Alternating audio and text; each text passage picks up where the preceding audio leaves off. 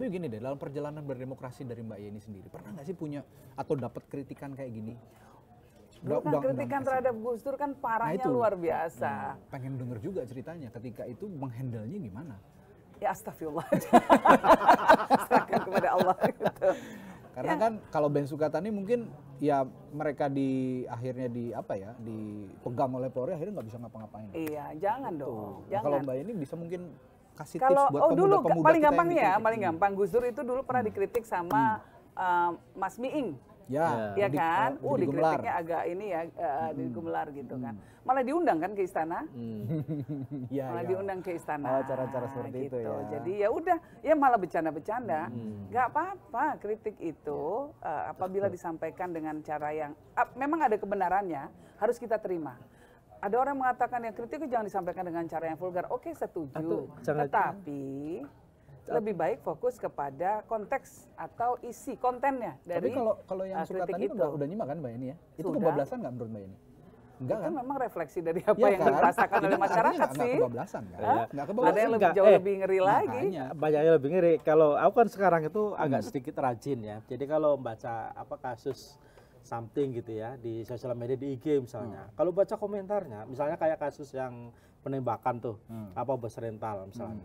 Itu kalau baca komentarnya tuh ngeri-ngeri sekali publik itu, masyarakat itu. Jadi memang kenapa lagu itu teramplify, saya kira ya benar karena memang jangan-jangan itu yang memang dirasakan oleh publik. Jadi Ben Sukatani itu justru menyampaikan apa yang justru menjadi keresahan publik selama ini. Dan itu nggak bisa dibendung saya kira ya. Nggak bisa dibendung. Nah cuman problemnya gini Mbak ini, kalau Gus Dur ini kan memang dia punya selera humor yang tinggi ya. Gitu. Apalagi yang kritik Miing misalnya ya, komedian misalnya. Nah jangan-jangan pemerintahan kita hari ini memang kekurangan selera humor jangan-jangan ya. Sehingga apa-apa dianggap serius, apa-apa dianggap humornya menipis sekarang.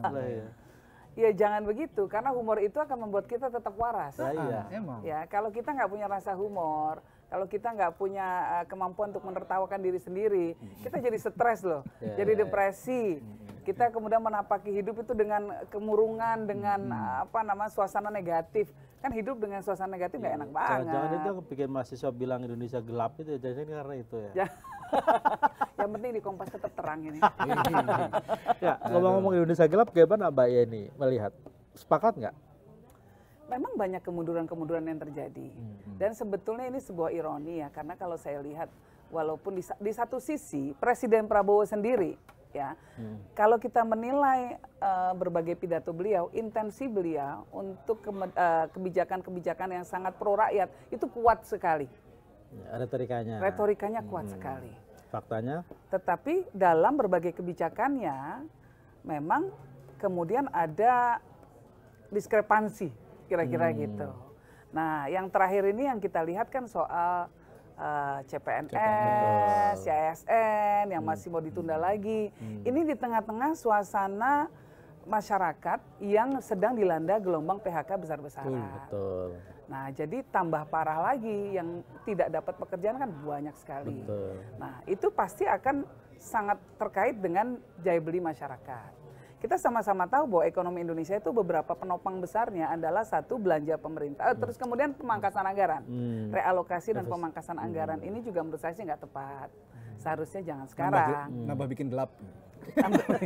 Nambah bikin remang-remang.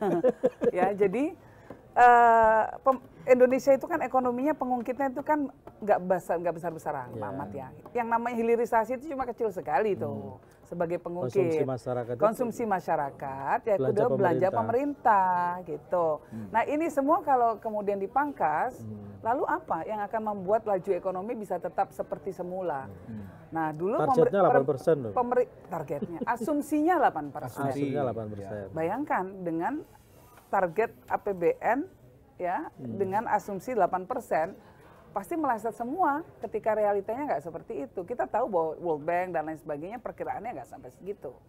Nah jadi ini banyak hal yang antara teori sama praktek beda banget.